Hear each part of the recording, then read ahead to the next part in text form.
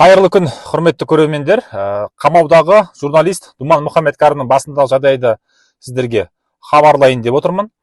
Оның адвокаты Ғалым Нұрпейісов кіріп шыққан кеше Талдықорғандағы тергеу изоляторына барған.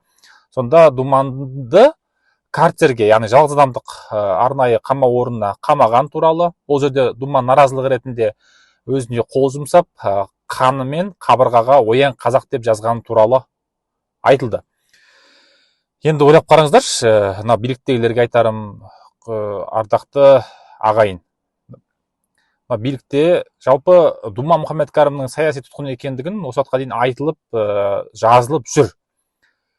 Құқық қорғау ұйымдары оны саяси тұтқын ретінде таныды, мойындады.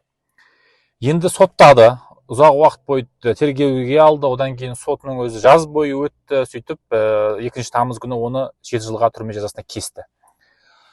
Енді оны осылай азаптау кімге керек? Неге оны карцерге салды? Неге оның ашу жазасын тудырады? Неге оны қажыта береді? Неге оны шаршату керек? Неге халықты шаршатады? Мен енді бұны былай ойлайтынмын, енді оны Ақорда тапсырма бермейтін шығар, енді президент әкімшілігі жеткізіп, Думанды үйтіңдер, бүйтіңдер деп айтпайтын шығар деп.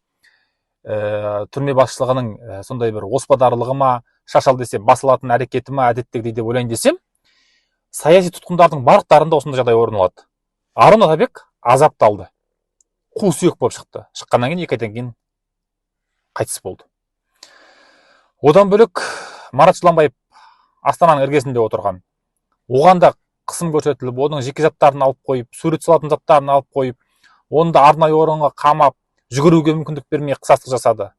Алматының түбіндегі Жауғаш түрмесінде тұрған Әйгерім Тілеужанға да қысастық жасап, оның да әбден жанындағы адамға күш қолданды деп үстінен іс қозғалмақ болды. Одан кейін қайтадан оны жапты. Одан кейін прокурордың сол жердегі соттың несімен талабы бойынша оған ескерту беріліп, оның шартты жазамен шығу мүмкіндігінен айырылды. Енді міне Думан Мұхаммедкәрімнің басында жағдай болып жатыр. Тағы да айта кетерлігі, Тоқаевты сотқа берген беді ма, берген ба, анық есімде жоқ. Тимур Дәнебаев деген Астананың тұрғыны. Түрме ішінде оны азаптап ұрғанын баршаңыз білесіздер. Енді бұл не керек деймін да? Не деген сұмдық бұл? Қазір 21-ші ғасыр ғой? Кеше кеңес үкіметінің заманы емес қой? Жарайды, Тоқаевты сынаған шығар олар. Жарайды, өзінің келіспейтіндігін білдірген шығар. Ал қамады, соттап жіберді ал. Бірақ енді осындай бір төмен деңгейге түсу, одан әрі шаршата беру. Енді біреулер айтады, енді әдейі істейді, басқаларға сабақ болсын деп істейді, немесе олардың өздерін шаршату үшін туған туыстарын деп. Бірақ осы өркениетті заманда өмір сүріп жатқан бізге жараса ма осы? Біздің биліктегілерге жараса ма? Түрмеге қамап қана қоймай, осындай әрекеттер жасауына адам құқығын қорғайтын омбудсмен Ластаев қайда қарап отыр? Депутаттар қайда қарап отыр? Ринат Зайытов жарайды, сотталғаннан бастап үндеген жоқ. Тергеу кезінде де үндеген жоқ, сотталған кезде оны қолдаушыларды мазақ еткеннен басқа түк бітірген жоқ.